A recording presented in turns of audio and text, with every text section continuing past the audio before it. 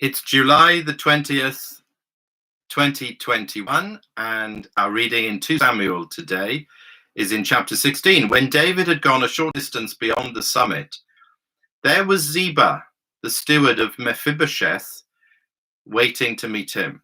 He had a string of donkeys saddled and loaded with 200 loaves of bread, 100 cakes of raisins, 100 cakes of figs, and a skin of wine.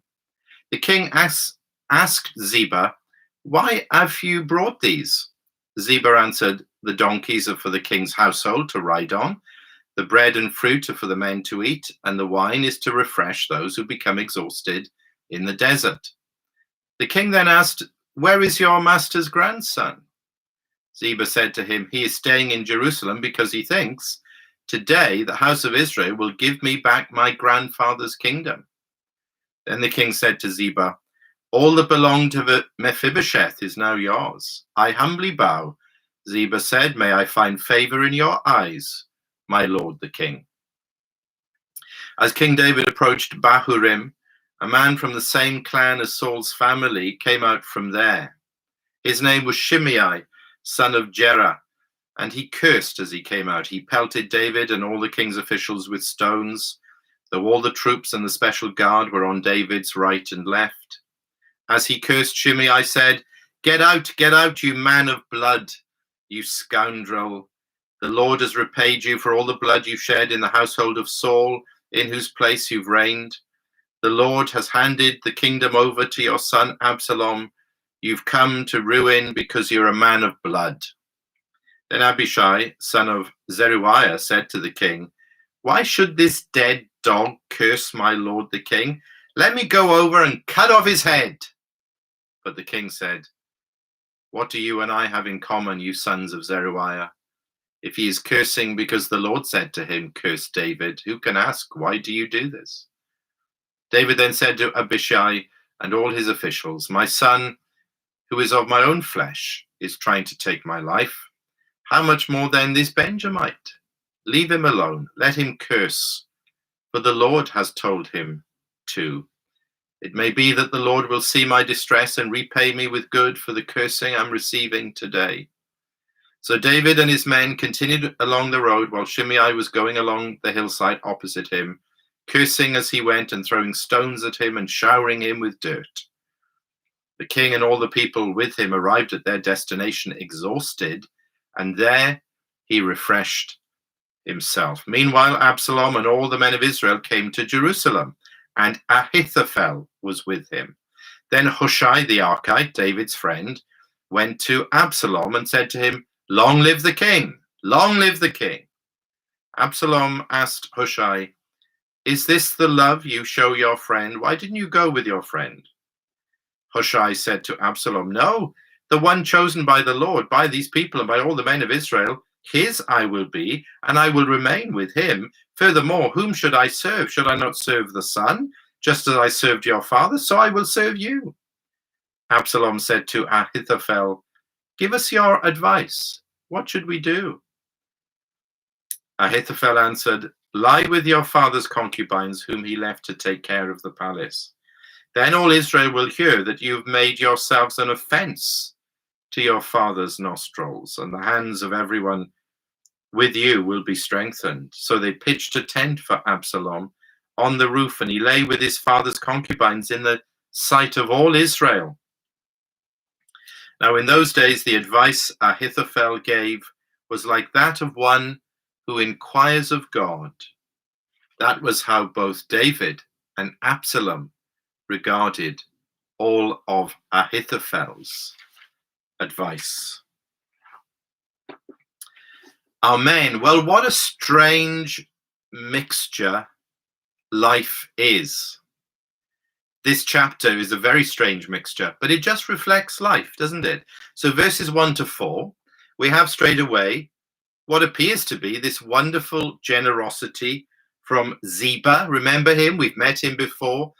The steward of Mephibosheth, who was the son of Jonathan, the grandson of Saul. In fact, David would have done well to have inquired a bit more, to have pushed a bit more, to have been a bit more discerning in his interaction with Ziba, because what he says about Mephibosheth, verse 3, is actually a lie. And we will see in a few chapters that this man is a complete betrayer. But at this stage, he takes David in, he deceives him, and he gets the favor from the king. That is what he really wants, verses 1 to 4. Then verses 5 to 14, again, another very painful, difficult experience. In the midst of everything else that's going on in David's life, suddenly this man emerges, a man who is dedicated to this one thing of bringing down David through cursing. Did you notice the number of times the word curse or cursing is used in this little section? 6 times. Now, how would you respond to a man like that? Well, we know what Abishai wanted to do with him. And this is a natural human reaction, perhaps. Verse 9, let me go over and cut off his head. But David doesn't react like that. Because in the midst of all of this, what does David say, verse 11? Let him alone, leave him alone.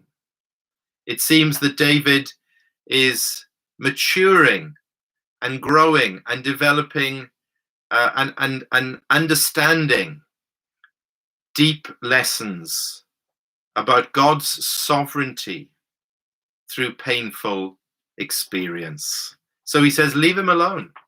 God has told him to curse me. I think he's basically saying, I deserve this. Think of what I did with Bathsheba. Think of what the prophet said. God said to me that these are the sorts of things that would come upon me. I really deserve this. But in the midst of it all, verse 12, it may be that the Lord will see my distress and repay me with good for the cursing I'm receiving today. In the midst of cursing, David is looking for blessing and believing and trusting in the goodness of God. And it takes a very humble and a very strong person to do that. Verses 5 to 14. But then verses 15 to 23, we're back in Jerusalem. We're in what is now Absalom's court. And there are 2 men either side of him, Hushai and Ahithophel. Again, talk about a mixture. Hushai is referred to as David's friend. It's probably a technical expression to say that he's like an ambassador or representative of David. He's come from David. We know that. We saw that in a previous chapter. But he's there really as a kind of a spy on the inside to do David's work. But Absalom is prepared to listen to him. Then there's Ahithophel. So if Hushai is David's friend, then Ahithophel is David's enemy. The one who was his counselor, now his ex-counselor. He betrayed David. He's gone over to the other side and has joined Absalom. This is a man whose advice, whose counsel is highly esteemed. And he's there now, right at hand with Absalom to give him the pearls of wisdom. Both men are there. Both are giving advice.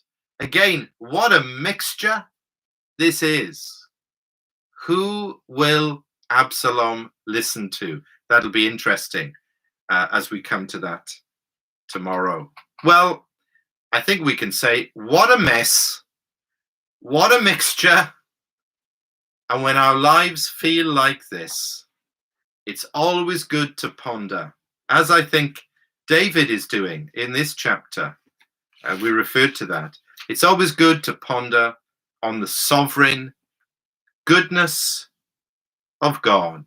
Romans 8:28. And we know that in all things God works for the good of those who love him, who have been called according to his purpose.